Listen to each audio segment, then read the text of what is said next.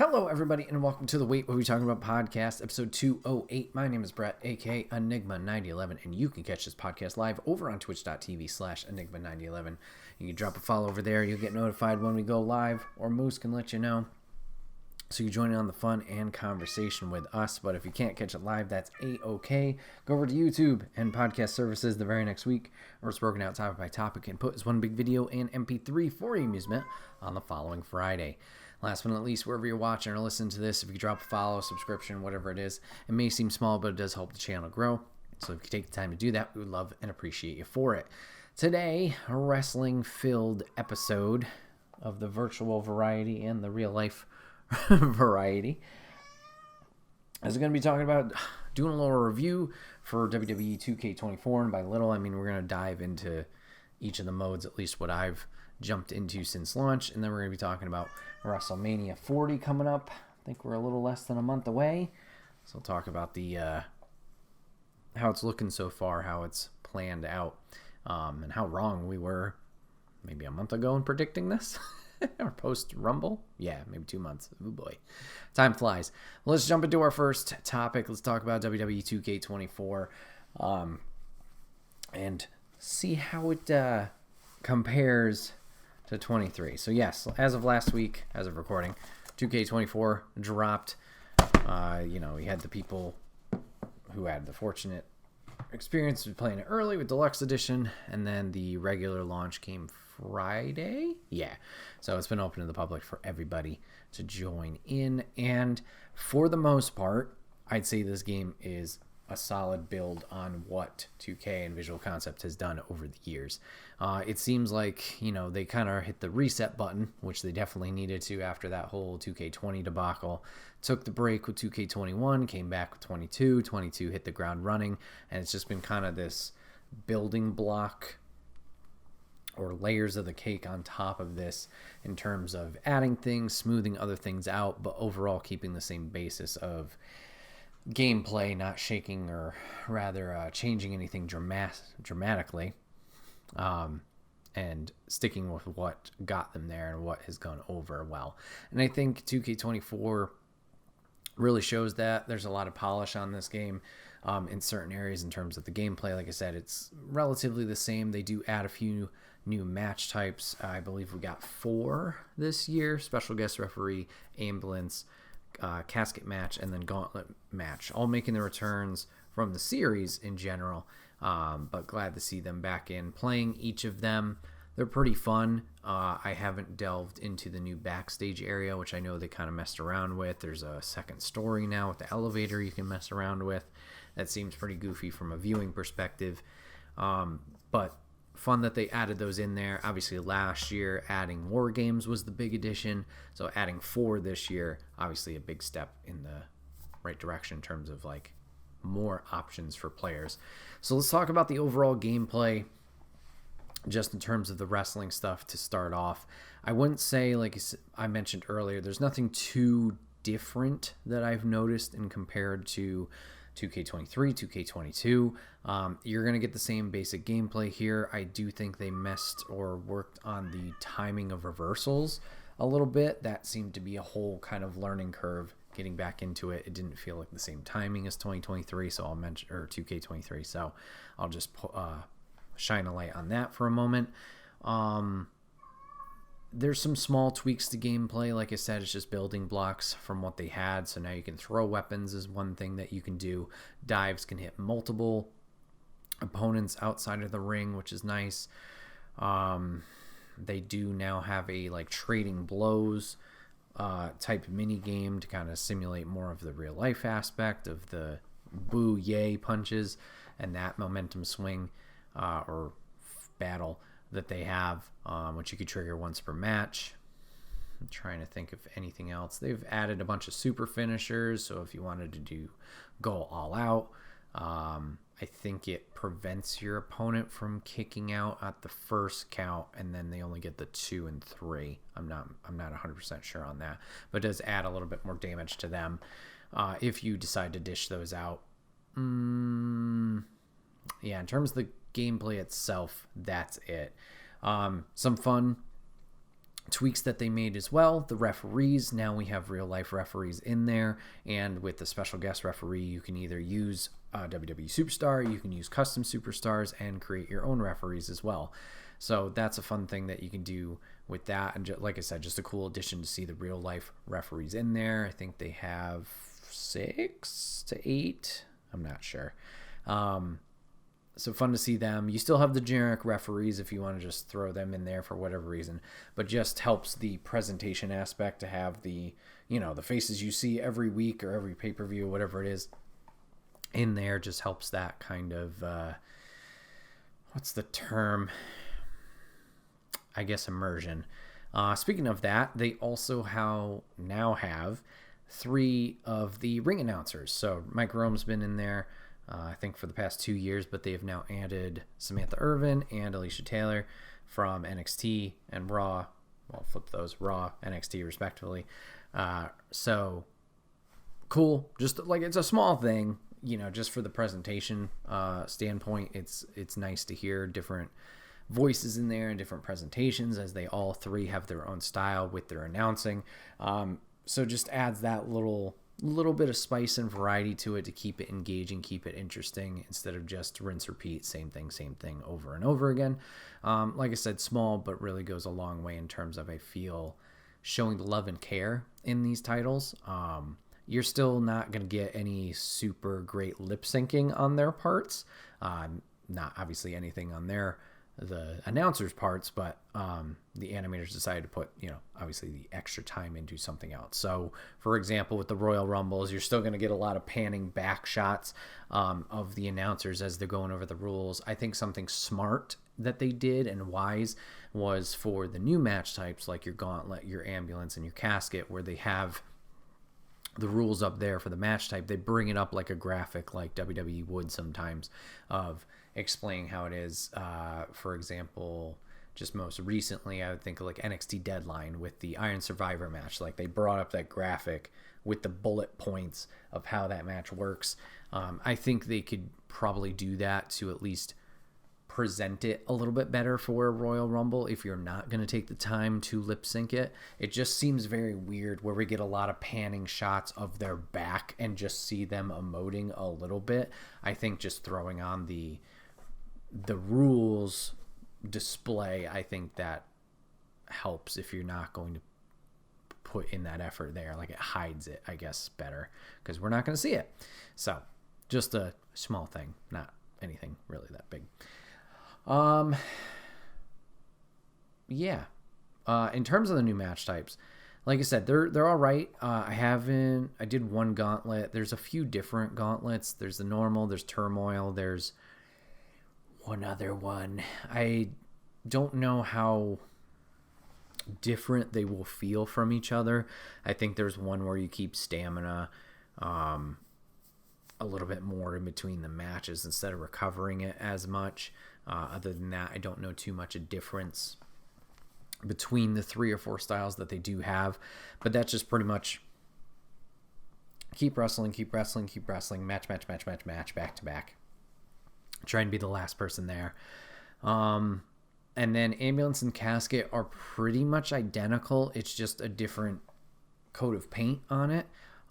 Casket trying to get your opponent in the casket, ambulance trying to throw your opponent in the ambulance. They both lead to mashing games. The ambulance does lead to 2, just for 1 per door. The casket is 1 shot, you're done. So you better be ready for that. There is alternative methods to playing it if you don't feel comfortable doing the button mashing or don't have the ability to. They do have a different setting in the controls, so you do have that option, similar to the pins, to change it. So that's nice. But in terms of just what you need to do in the gameplay, they are pretty much the same exact thing. It's just put your opponent in X box and then, try and battle your opponent with the mashing concept. And then special guest referee. I have done a few of these. So playing as the referee, you obviously count the pins, you do check on submissions, you can warn people if they're outside, do a count out, you can fix certain things that may get obstructed, like a turnbuckle or a weapon getting thrown in. You can do those things. You can play this however you want. Obviously, if you want to be the good referee following it by the book, you can do those things, or you can get into shenanigans yourself. If you decide to be a dirty ref, and kind of cheat or do things that aren't kosher, good, whatever word you want to use for it. If you have the setting on, you can get ejected, so that is something you have to worry about. There's a little bar at the top left, I believe, of how you're refereeing. There's some achievements and trophies tied to this as well. There's one to do like the Montreal screw job and have the person submit before they even tapped. Fast count is on there. I believe there's one to ref right down the middle of the line, or fairly, which that one might be bugged. I don't know if you have to just like 100% perfect, because I had one match where I was calling it fair but didn't get it. So there's a few tied into that. But yeah, nothing too special there. So you can just have fun with that, especially if you have a group of friends, somebody's being the referee, just messing around with people. It could be a fun time. So base game mode, like I said, overall same, just adding on to it. So it's fun, it's exciting. Just more of the same, not in a bad way, but good. So let's jump into the different modes. So I've jumped and played most of these. I haven't gotten a chance to jump into the My Rise. I am very intrigued to jump and try into it. I'm going to stop saying jump to play it this year. You have two different campaigns similar to 2K23. I believe it's Unleashed and Undisputed, one from a male perspective, one from a female perspective. The female perspective being from working from the indies into the main stage, and then the men's, I believe they throw you in on the main roster and you run into some shenanigans there and you're trying to prove yourself that you belong. So I haven't jumped into it just yet. I did finish a create a character this past weekend, but unfortunately didn't have the time to play it. But looking forward to it, especially not having any experience with 2K23s. I just never got around to playing it. It didn't seem that intriguing to me, the whole creator wrestler thing. I'm not great with the creation suite. So that's, I'd say I was into it more when I was younger, but now it's kind of hit or miss. Not that it's bad. The creation suite's definitely improved over time, and seeing what the community creation side of things does, like they do phenomenal work over there, and there's a lot of talented people who upload, current superstars, AEW wrestlers, TNA wrestlers, a lot of different people who obviously are in the game. It's incredible what people can do. It's just never been something I dive head on into and really tackle and try and be meticulous with. So last year's mode didn't really speak to me of like, oh, I want to try it out. But seeing the trailer from this year's and the stories that they're trying to set up, I'm like, okay, that's actually seems really interesting, especially from the male perspectives, what they're doing with the Roman Reigns type stuff. I don't want to spoil anything if you haven't played it, but if you watch the trailer, you know what I'm talking about. That's just like, oh, that's a nice little way to twist this and have a compelling story behind it, instead of just like how it was in years past of, okay, work your way up through the system and you're gonna fight X superstar 6 times and you might be in a rivalry with them, but you might not be, and you're just here kind of grinding away. Is like, okay, this is not fun at all. It kind of seems to be calling back to SmackDown versus Raw days. Obviously those you would play, I believe, no, some of them you could play with a custom superstar. I feel like some of them or others you would play as a wrestler.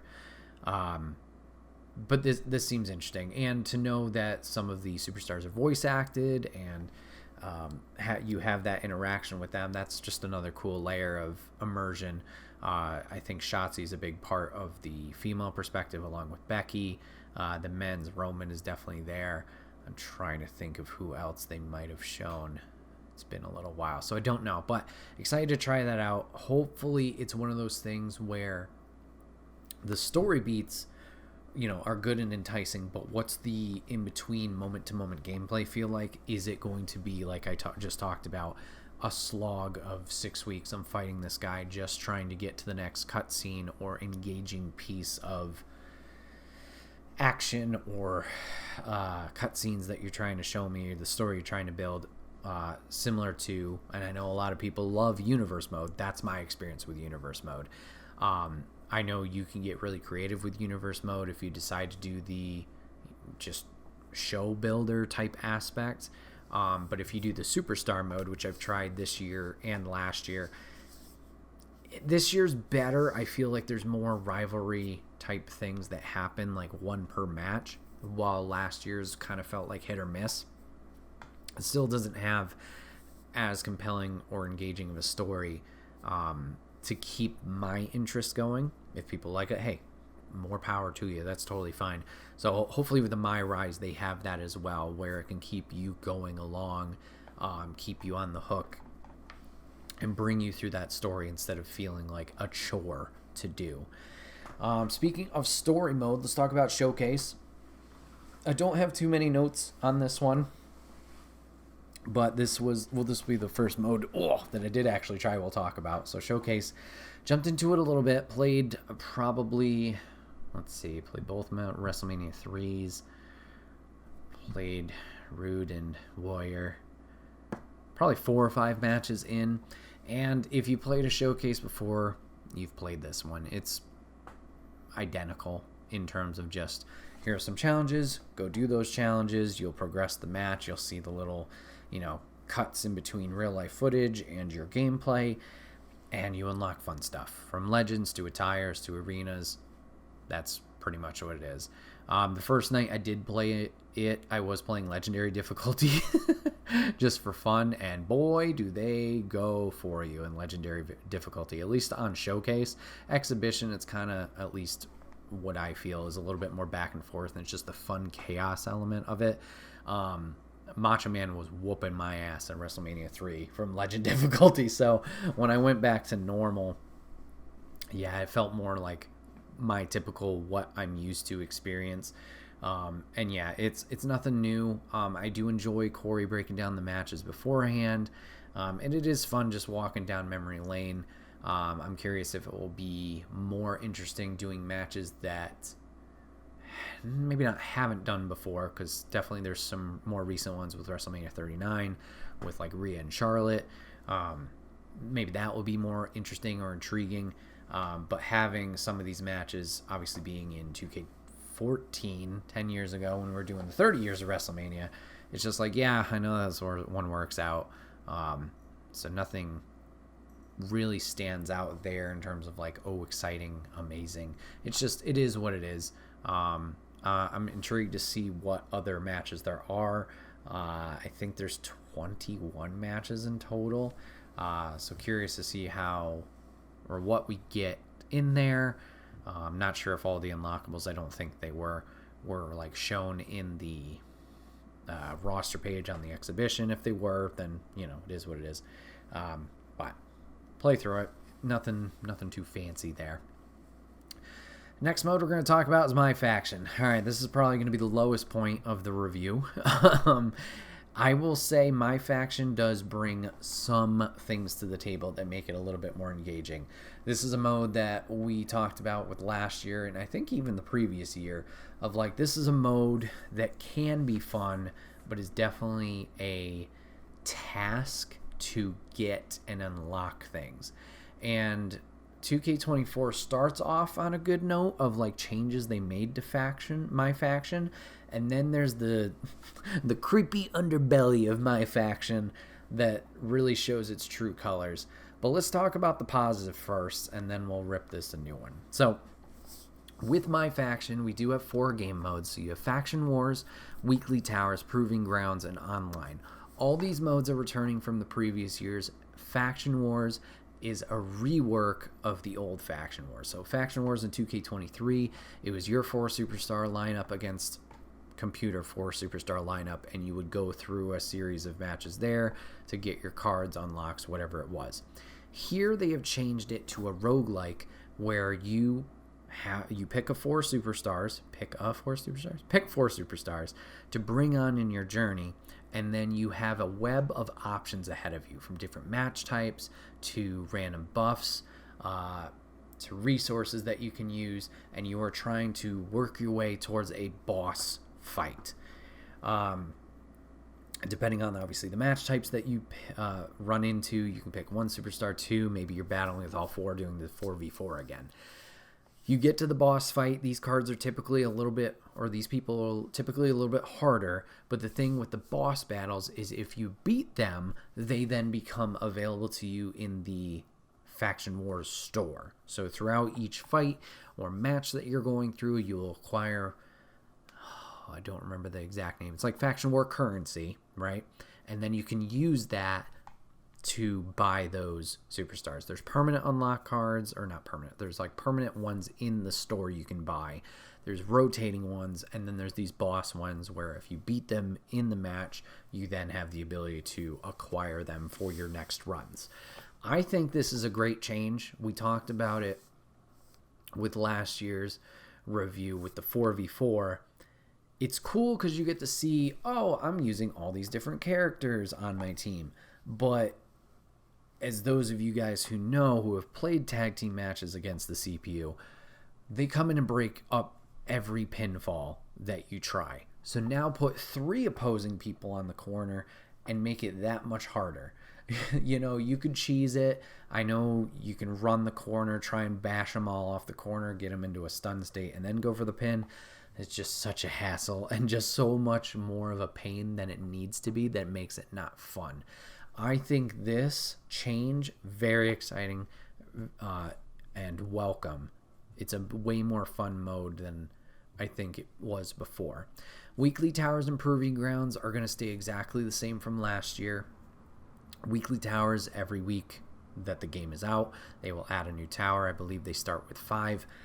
5 different matches, can be of various different gameplay styles, from one-on-one matches to specialty matches, 2-on-2, fatal 4-way, whatever it may be. 5 matches, you beat all 5, you get a certain reward. My faction points, a card, a pack, whatever it is. Same as it was last year. And Proving Grounds is the same thing. Different chapters. In each chapter there are 5 matches, I believe, and you're trying to get stars, I guess you could say. So each match has a difficulty level 1, 2, 3. If you do the hardest, you get 3 stars. You get the lowest, you do 1 star. And you want to try and get as many stars to unlock the next chapter in the Proving Ground. Each Proving Ground also has 3 challenges. 25 opponents submitted. 10 opponents with a red torso. You know, things that are obtainable. You get cosmetics, other resources that you can unlock. But you have to like replay, because there's only 5 matches. How am I supposed to pin or submit 25 people? You're going to have to play the match again. So the idea is you would play it on the hardest difficulty to help you unlock further things down the line. But then you could just run through it on normal. That's where it gets a little grindy. That's where it kind of lost me in previous years. Like, I'm just doing this. And not that you have to, because it's just the cosmetic stuff. But in terms of the grand scheme of things of getting resources and whatnot, you want to try and unlock as much as you can, or do the matches over and over again to build up the in-game currency, the My Faction points, to get packs, etc., etc., etc. So that was why the mode was a little bit, because like the amount of work you had to put in to get out of it anything that felt like rewarding, it was a lot. I don't know if you get to the later stages, if it gets easier because you're earning more per match or objective that you're completing. I don't know. And that'll probably come up again, but at least in the early stages, it felt like this is such a steep hill to climb to even think or fathom getting something down the line that's way more expensive. Oof, just a little bit rough. So 2K24's builds on some stuff. Like I said, the Faction Wars is a welcome addition in terms of a change of game mode. The one thing with Faction Wars is you will need a ticket per run that you can jump into. So if you don't have those tickets, you can't play that game mode. That's a little bit of a frowny face. However, those tickets seem to be easy to obtain, whether it's in the Faction Wars itself or from daily logins, just like, oh, here's a ticket you can use. So we'll see how that goes. Maybe over time it will be a little bit more frustrating. At least the first weekend, it doesn't seem too bad. Especially if you have a good run, that ticket can take you far.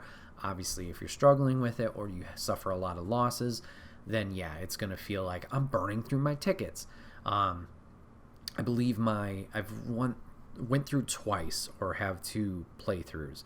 The first attempt, I got through 1 match, and then I got to Umaga, and Umaga decimated me. And I'm not sure if this was because it was tutorial or whatever, but that felt like a waste. My second time playing, I've gone through an entire line, got through a boss, and now I'm on my second, I guess, chapter, web, whatever you want to call it. And I haven't felt like it's been super difficult yet. There's been a few, back and forth type fights. I'm not saying it's a cakewalk, but it didn't feel like I've been bulldozed. Simone Bulldozer. It hasn't felt like it's been that bad in comparison to that first one. So we'll have to see. Another cool thing that they did add here that a lot of people were, giving them flack for at 2K. Obviously, Faction Wars is their microtransaction market. They want you to pay money to get these cards, to get stuff. In previous years, those cards, even if there were alternate attires, you couldn't play that person anywhere else, even if they had different entrance animations, which, thanks to the community deep diving into these things and data mining we saw, you couldn't use them anywhere. That is a big change that they've added this year. Not every card is going to be, something you bring into exhibition, because most of them are just their wrestling personas. We don't have a lot of alternate costumes just yet. But they do now have persona cards. And if you acquire a persona card, you can now use that character, I'm pretty sure, everywhere else. Definitely exhibition. Let me see if I can find something to clarify that. But to my knowledge, you could use them in Universe. You could use them in Exhibition. You could use them in GM. Like I said, I'm going to look that up to double check. But at least there's something there for... what am I trying to think of? Not initiative. Incentive. Haha! Incentive to play my faction, because you're getting something out of it that you can use everywhere. Now, I get it. I get why people may not be super hung up on this if you're going to mirror it to an NBA 2K. NBA 2K is my team, same basic gameplay. This is where they decided to pull this in from. You're not unlocking a Ruby card for Kobe with like super stats from, I don't know, Team USA. I'm making all this up. And you're not playing him in exhibition mode. So I can get why people wouldn't be hung up. But at least the wrestling fans, from what I saw, were like, well, there's all different attires in there. Like, we want that. So for them to go in and make it available, that's cool. So yeah, to my knowledge, you can use these outside of... Well, you definitely can. I'm thinking it's all across all mods. Let's see.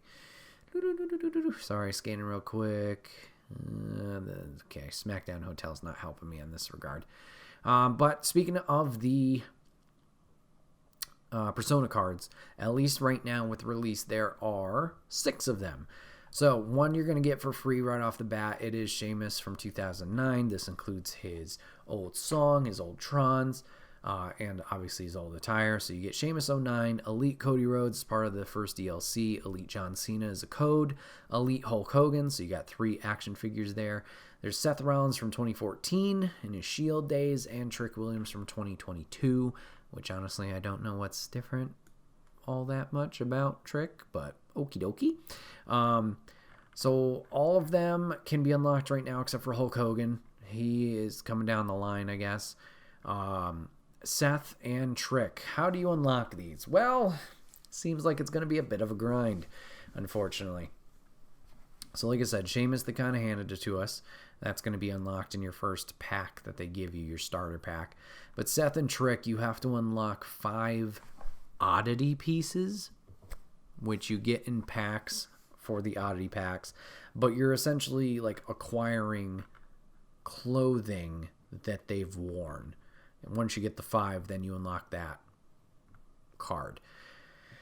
Like I said, with a lot of this, it's going to be touch and go, or see how it plays out. How difficult is it going to be to unlock these characters? Is it even worth it? And with it only being the 6 right now, obviously it's launch. I assume as they go with DLC, as the product goes down the line and they unveil more packs for us to buy, I'm sure there's going to be other personas. I believe Finn Balor Demon is heavily rumored to be one. Well, it's going to be interesting. How easy are these people attainable, and is it worth it when I don't have to shell out, an exorbitant amount of money that I've already paid on, the base game to go on top of it. And I'm not bashing anybody who, if you love this game, you get your fun out of it and you're enjoying it and you want to support the teams and pay for packs, that's totally fine. Do your thing. I just don't know if I want to reach that level. I know I do that for some other games, for sure. We'll have to see. It's one of those things where they got to earn my support past, obviously, that entry point. So, Persona cards. Cool. We'll see how often they make them and then how easily they are acquired. Okay, so let's one more positive. Contracts are gone. So in previous years, you got your superstars, you got your cards, and they had a finite amount of matches that you could use them before they were unusable. And then similar to NBA, if you wanted to use them on the court, you would use a contract card, and then you could bring them back in. It was the same thing with your wrestlers. Contract cards are now gone. You do not have them anymore. You can just use your superstars as much as you want. Except when you unlock a free agent card. There's free agent cards out there. I believe there is a Roman Reigns card that is a locker code that's out there. And I believe there's a Dakota Kai that I saw, which you can only use for 3 matches. They're not part of the collection status, so I don't know why they are there to unlock. I don't know if this is just to help give you an upper hand for a little bit, with them being the Sapphire rarity. That's a little frustrating that they couldn't just pull the trigger on which way they wanted to go. But I guess the contracts aren't wasting space in your draw pulls when you open packs, so at least there's that. Speaking of packs, let's start talking the negatives, shall we? All right, we were talking about the big bucks. We were talking about this being their, microtransaction mode. A way for them to keep making money, keep the development going, all that stuff. 2K23, when it launched, the basic pack for your Superstar Series 1, I believe it was, a basic pack cost 2,900 My Faction points. So in-game currency, you can earn that. Also costs an X amount of VC. I honestly don't know. I didn't write it down. 2K24. The first basic pack from their Legend series, and I believe the Heat Wave, whatever the 2 packs are. 9,900. Yes, that is a 7,000 My Faction point difference between the 2. Yikers. Also, in this year, they are on a timer. So in previous years, the packs would release and they would be there. You would have your basic pack, your deluxe pack, which was slightly different odds of certain cards showing up.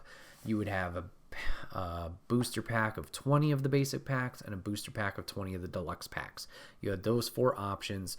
You could buy any of them, obviously various price ranges, to add to your collection. Here, they have the same 4 packs, basic, deluxe, 20 pack, but they are now timed. I believe as of recording, the Heat Wave or whatever the hell the second pack is, I believe it has 10 days left. So this marketplace is going to be cycling, it seems. Now, I'm going to be a little optimistic here.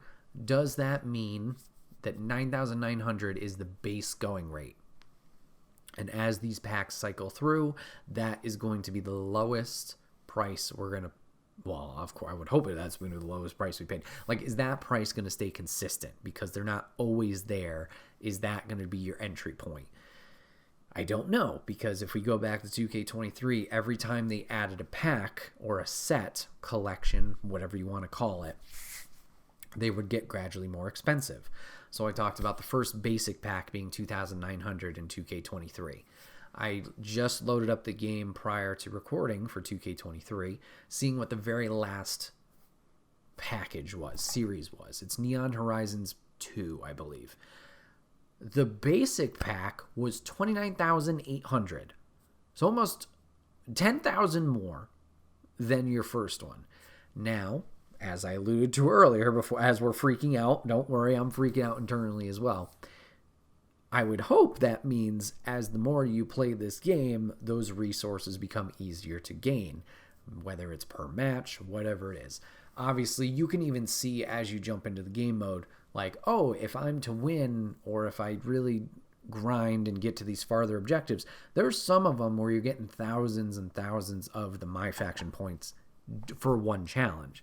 Granted, you got to work to that point, but I'm curious because I haven't played that long through it and stuck it out. Is it that way where the longer you're here, the more we reward you? Or is it the same level of grind and difficulty?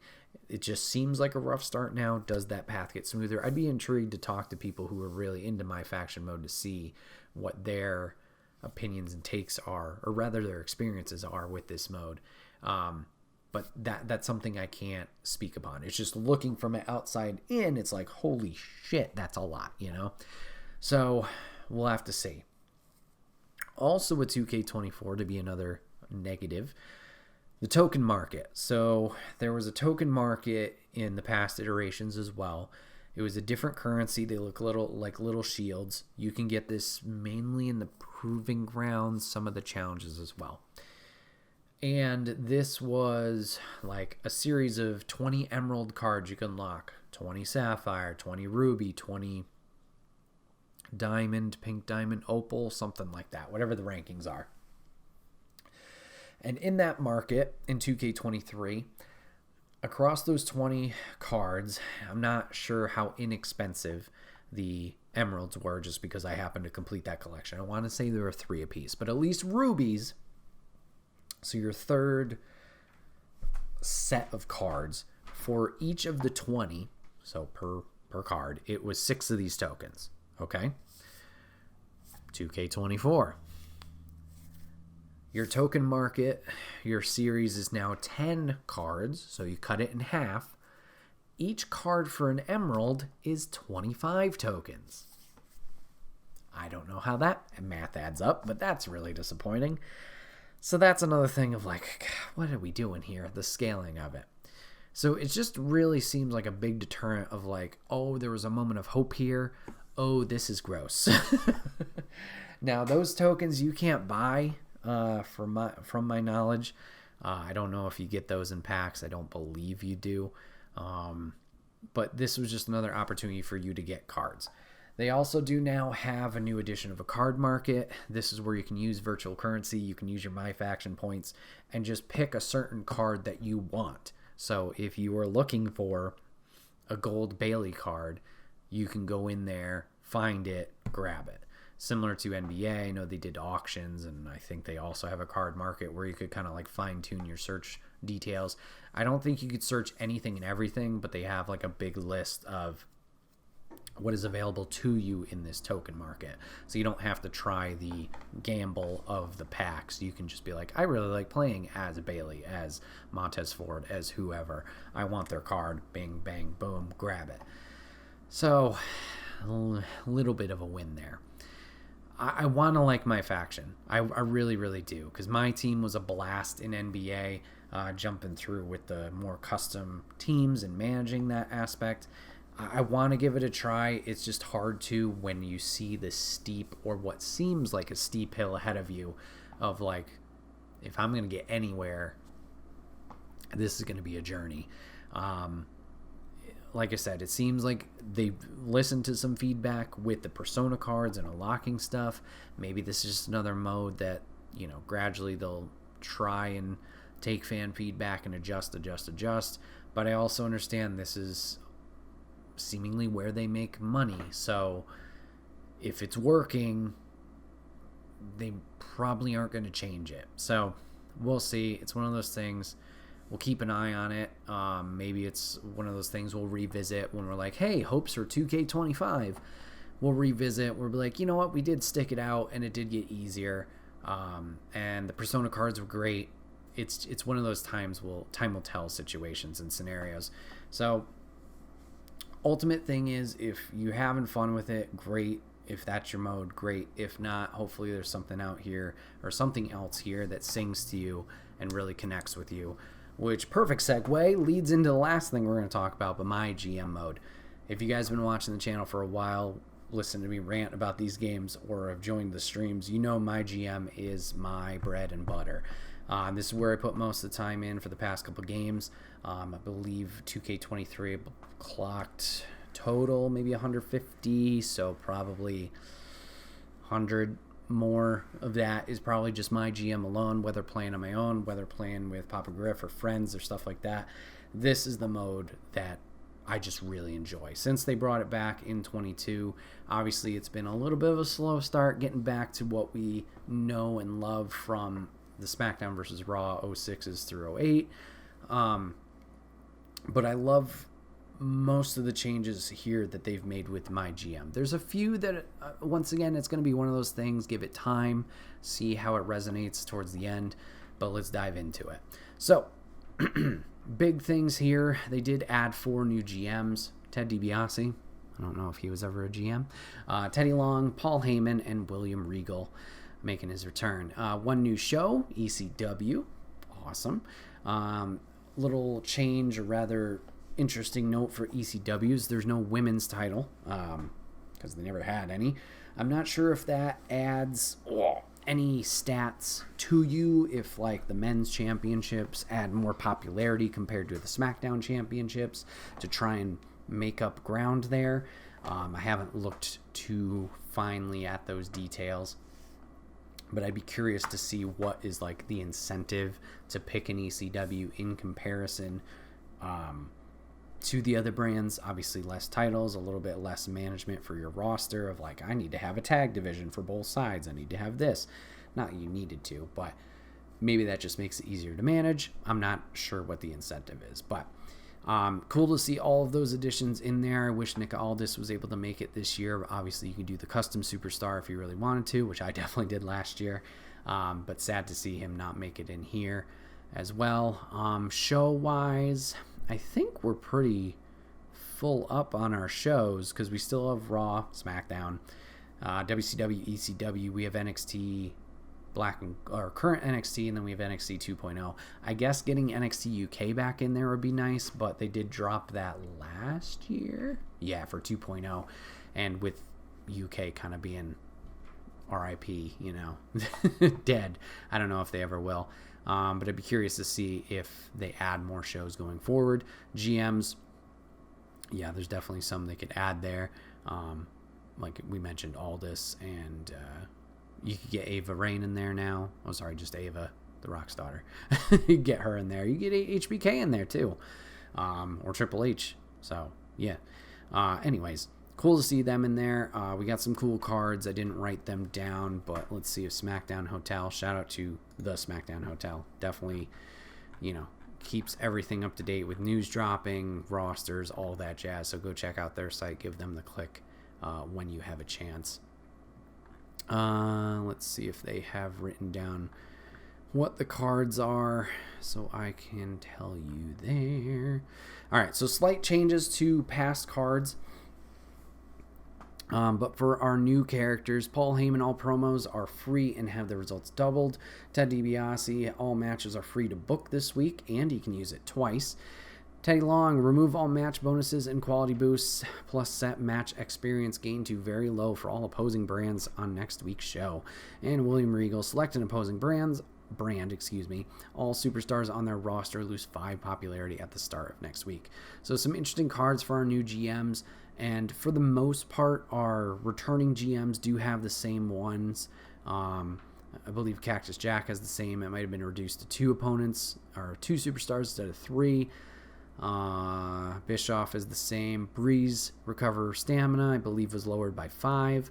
Cheat code is still available for Woods. McMahon still the same.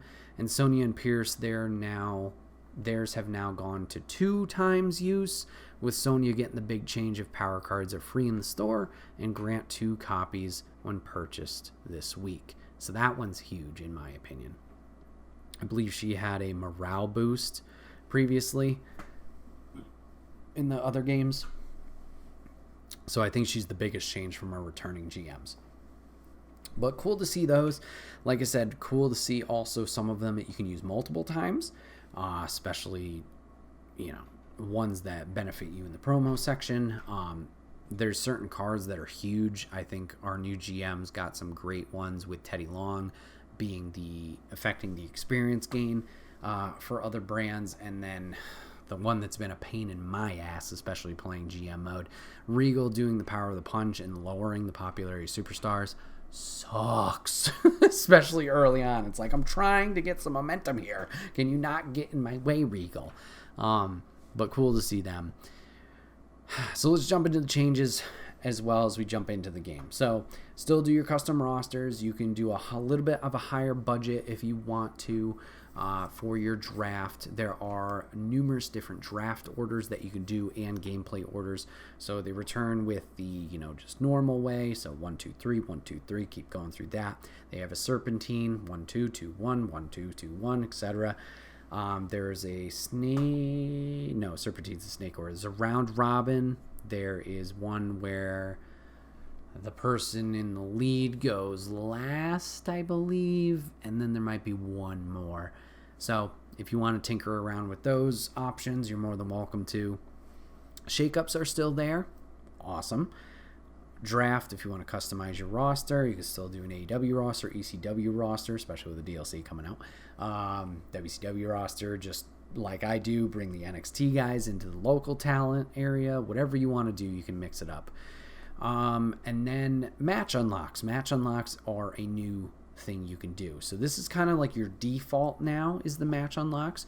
You can toggle it so everything's unlocked. You literally have the freedom to play this how you want to play this.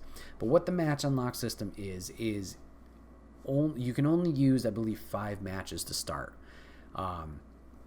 And same thing with your match types. They all have a variety of quality gain and stamina use and XP gain, which is also a new concept we'll talk about in a moment here.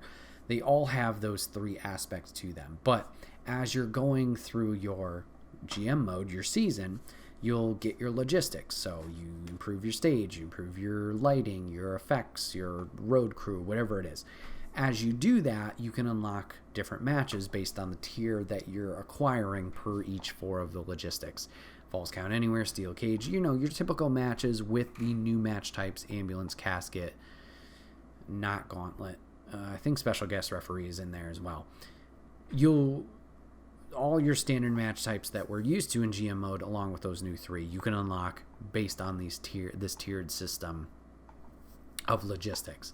So something just adds another element to it of things you're working towards. Obviously, with the past ones, it was, the logistics were the big changes of like how you could stand out based on your competitors. Do I have a bigger arena than them? Am I bringing in more fans with these special effects or boosting the show quality, whatever it might be?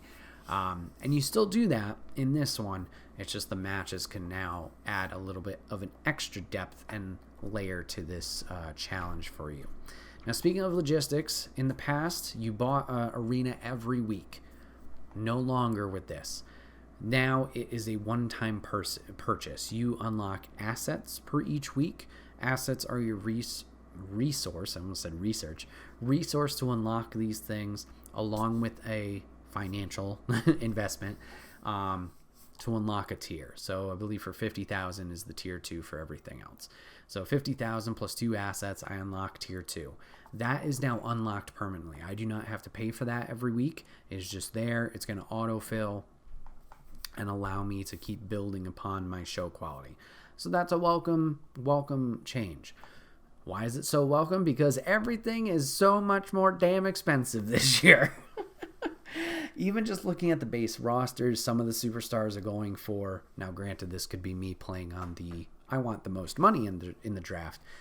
Some superstars are going for $300K for the whole year already. Sometimes in follow-up seasons, once you got to season 2, 3, 4, yeah, you'd see that because they're superstars you put a lot of work into with popularity and whatnot. They were going to go for a higher asking rate. Season 1, they're already off the bat with that. So things are more expensive. 1, the superstars are more expensive off the draft. 2, you can now negotiate contract length with new superstars. Fantastic addition. So that's somewhere you can manage your money a little bit better. Blah, blah, blah, blah, blah. If you want to sign somebody for 10 weeks, you can toggle that. You want to sign them for 2 weeks, you can go from there. Do whatever you want. Spend your money wisely. Power cards, I didn't notice anything too different with costs there, so I think those stay the same. There are some new ones in there which are welcome additions. Some affect the drafting for your opponents if they're looking for new superstars outside of the draft through your regular season. Some affect their power cards even being available. Some affect contract length for their newly contracted superstars. Some new cards in there that are nice and welcome additions. Another expense for you and another change is going to be talent scouts. So they changed how the free roster market works. You no longer have 3 tabs on your roster page: manage roster, free agents, and sign legends. No more. It's now 2. It's manage roster and talent scouts. Talent scouts, you automatically get 5, I believe, every week, and you can use this to search certain parameters for your superstars. Their level, which we'll talk about soon, their gender, their role, their class, and there's one other thing. Promo skill. You can search all 5 of those criteria, any combination that you want, depending on how much or how specific you get with things. That will cost you a certain number of talent scouts, and B, a certain amount of money. So if you want to look for a established star, I believe is what they call them. So person ranking from like level 5 to 10, you're going to cost 10,000 just to search, and it's going to cost you 2 talent scouts. On top of that, if you get any more specific, talent scouts are going to go up. Your cost is going to go up. This is going to give you 4 superstars that they found, depending on your search criteria. Automatically already start with 4 for free. These are typically going to be, your lowest of the lows. They're going to have no experience, nothing really going for them. If you don't change your roster, these are like your enhancement talent, the creative superstars that 2K has put in there. You can substitute this with your customized roster. For example, me adding NXT talent that didn't make it to the roster. Those are the faces I'm going to see. So you start with the 4. If you do a talent scout, it adds another 4 based on your search parameters. You can keep doing this and searching as long as you have the money and you have the talent scouts. However, I only noticed this once, but it's not going to add a fresh 4 new faces every time. I believe when I did a second round of talent scouting, it only added 2. So that's something you got to be careful of. But that's a resource you can use. The talent scouts are free each week. It's just the searching part. So if you have the money, might not be a bad idea to look around as a smaller investment, but there's that. The jury's out if I like this or not.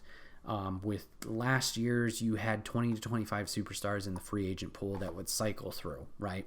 And then your legends, I believe, was also another 20 to 25. Now with that all being jammed together, and with you having limited choices of the 4 off the bat, and then let's say 8 if you did a talent scout, it can be a little bit of a grind to get people you want on your roster. Like if you're like, oh, sweet, CM Punk just came out to the DLC, and for some reason you didn't get him in the draft, or he wasn't available in the draft, and he pops up here. You have to know what you're looking for, and then even if you search all of his specific stuff, there's no guarantee he's going to be in there. So it could be a little bit of a grind to get that. At least with the 20 to 25 superstars, yes, it was still random. Yes, there was no guarantee that Punk or whoever was going to be in that roster pool, but it was a bigger chance. Like, there's going to be 25 faces in there. A decent chunk of them are going to be new. It's not just coming down to the 4 that I search in a certain criteria. So jury's out if this will work or not, I definitely like it because if you need a certain superstar, you're going to get them in terms of class, gender, whatever it is, because you can search those criterias. There are some times week to week where you're looking at the free agents, you're like, I'm going to have to waste a week changing you from face to heel because I need a heel giant right now, not a face one. And you're just wasting that time instead of building. So we'll see how it pans out down the road. Speaking of roles, another change that they added is we'll go with the experience actually. They added experience. So they kind of had this in previous years, but they made this way more clear and present to a player of what is actually going on with your characters. You can level up essentially your superstars as they participate in matches, promos, whatever it is. They are going to earn a certain amount of experience to be a better superstar, be a better wrestler, gain more popularity, be better at promos, whatever it is. And depending on their level, I believe 25 is the max, I could be wrong, they will unlock different perks. So at 5, 10, 15, 20, and 25, they unlock different perks. I've only seen a few of these so far. Some, like the superstar has less chance to get injured. The superstar will gain +1 popularity per match they're involved in. Less stamina is used. And then I think at 15, everybody has the same one, where they unlock a subclass.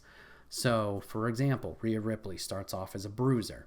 If you get her to 15 and you're like, you know what, I want to change your subclass, she can also be a fighter. Not at the same time, but you swap her to a fighter. It's a simple promo similar to face good guy change.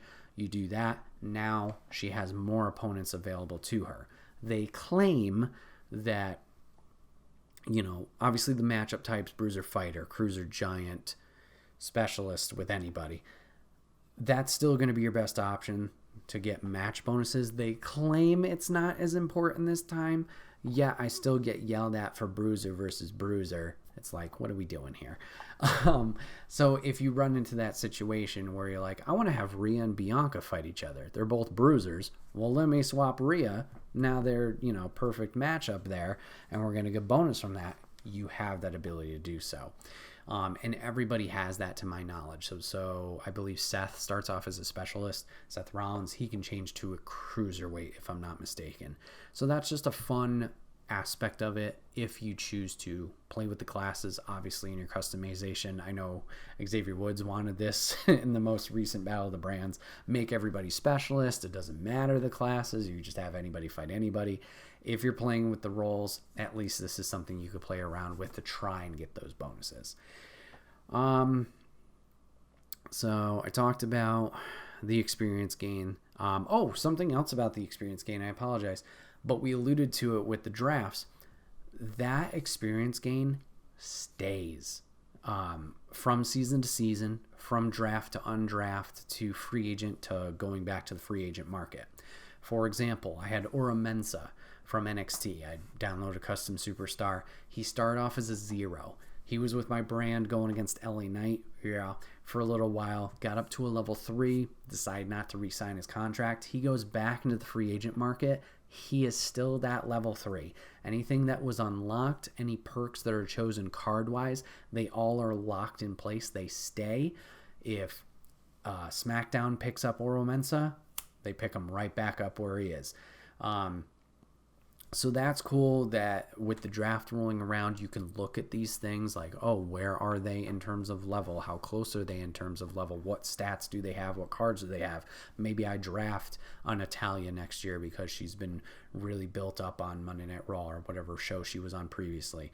You can factor these in. Granted, that will, probably make them a little bit more expensive here or there, but it's cool to see that stays and it's not just a reset after the draft. It seemed like last year, everything was important. Everybody remained the same or where they were in terms of popularity with the draft, and then free agency would roll around the next week, and there's Dakota Kai. She was my tag team champion for 6 months and was crushing it, and the only reason I didn't bring her on was because I had 3 other superstars at 100 popularity. Now she's at a 70 again in popularity. What happened? it seems like they're keeping all their stats. So that's cool that it's not, they just dropped off the face of the earth and nobody cared about them anymore. So that's neat. Really excited to dive more into the mode, with this being my favorite mode out there. Excited to see what other changes they have made. It seems like they have more interactions with your superstars in terms of the emails. You can navigate and pick which emails you want to talk and solve first. There's the same situations of like, hey, I'm so-and-so and I'm really famous on the internet. Can I work for your company for free and bring my fans? There's still that. There's still the trainer to boost stamina. I'm sure the movie deal one is still there. I'm interested to see what other conversations are in there. I've seen one where it's like, hey, I want to take 2 weeks off. Can I have some personal time? Hey, I had a wardrobe malfunction. I think I can't make the show today. And you can respond with 3 different responses. I'm excited to see what other stuff is out there with that. And the last thing, which I'm surprised I just remembered, but trades are now back in. Now, it's not as open and free as SmackDown versus Raw trades. You have the ability to trade 5 superstars and then a cash value between brands. I believe you get, if you have 4 shows, you can do a trade with each of them. You can't do like a back and forth situation with them. It's like once they deny it, you can't keep pestering them, something like that. So cool, you can do that. However, you can only do the trades after pay-per-views, after premium live events. I've had some interesting ones come my way in my experience. I had Tiffany Stratton get traded over to me, who was a permanent draft signee for the year. And I think they wanted 2 of my contracted wrestlers, like for a short-term basis. I don't recall. So that was interesting. They'll have some weird ones too, where like they want to trade my world champion for 2 of their guys, and then like $6,000. I'm like, what are you talking about? What are you on right now? So some of the CPU trades is a little weird, but it's a fun, welcome addition to the mode. Like I said, they just keep adding to it, especially since implementing it 2 years ago. So fun to see. I'm excited to jump into it more, see what other changes have been made, see if it's more enticing moving from season to season, as it's still a focus of like get in the Hall of Fame and get the trophies.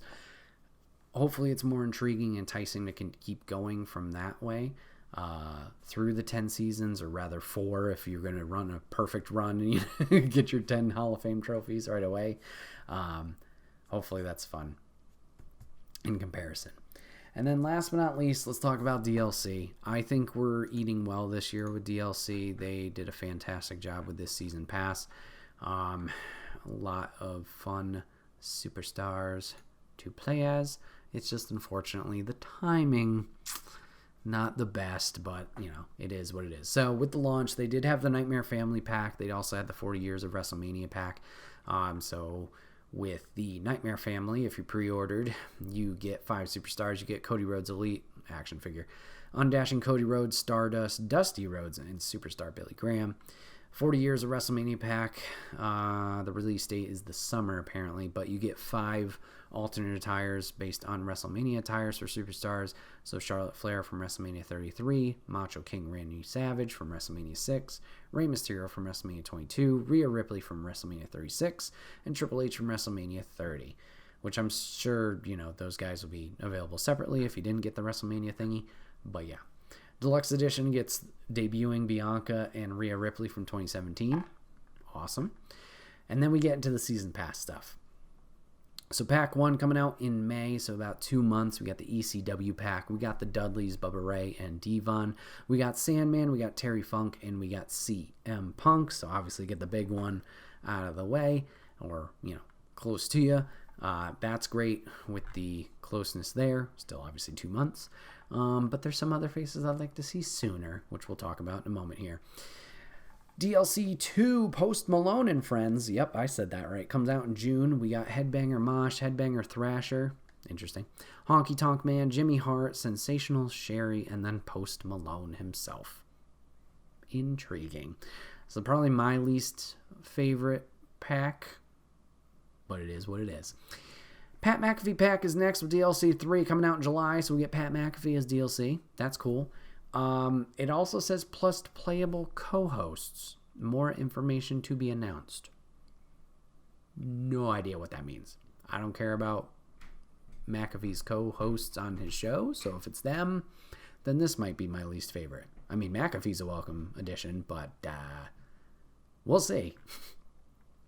All right, probably the favorite pack for me personally, it's just unfortunate we got to wait till September, is the Global Superstars pack. We have Carlito, Dragon Lee, Jade Cargill, Kairi Sane, Lyra Valkyria, Michelle McCool, and Nia Jax.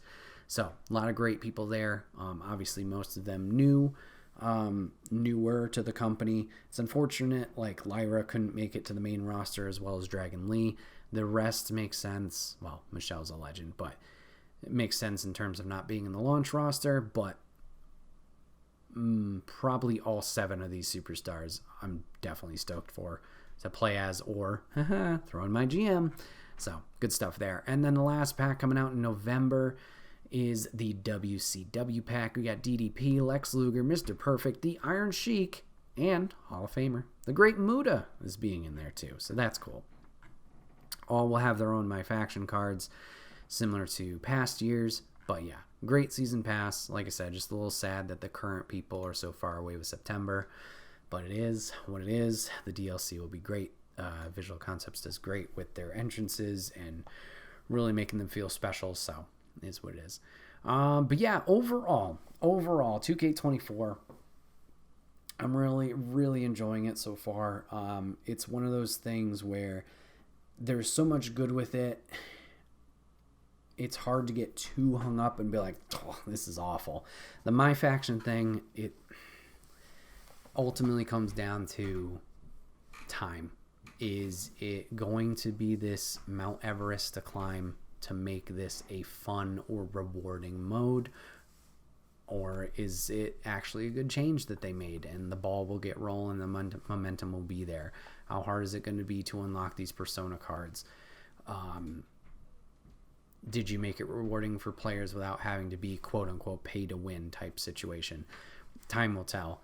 As for the rest of it, like I said, it's just building blocks on top of it. I'd say for me, selfishly, my GM mode seems to got a lot of tweaks and adjustments to it that makes it intriguing to jump back into and try all these new things and nooks and crannies and see what's changed and what hasn't. And then, yeah, like I said, maybe getting in there, getting into the thick of it in the weeds, it'll be like, yeah, I really preferred the last year. But for now, it's nice to see that some care and love was put into it, and it wasn't just copy paste, just put it in there to put it in there type thing. Yeah, stoked to jump back into more. Like, I'm excited to play it now that we've been talking about it for almost an hour. Yikes. But yeah, I'm enjoying 2K24. I hope you guys are too. Let me know in the comment section down below what you guys think of the game, what you want improved, what you like, what you didn't like, all that stuff. And don't worry, we'll be talking more about 2K24 in the coming months.